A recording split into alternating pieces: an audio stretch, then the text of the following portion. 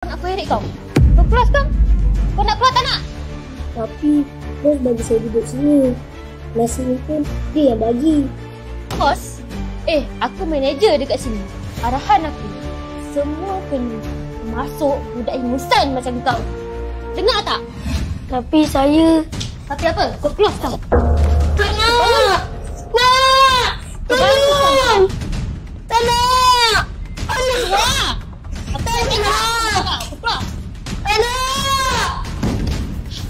Bos. Tolong!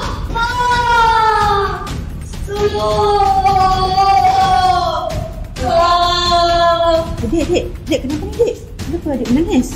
Kakak tu, anak saya keluar. Saya tengah makan tadi. Ya Allah, makan lampau lah kita ni. Tak apa adik, jom masuk alam.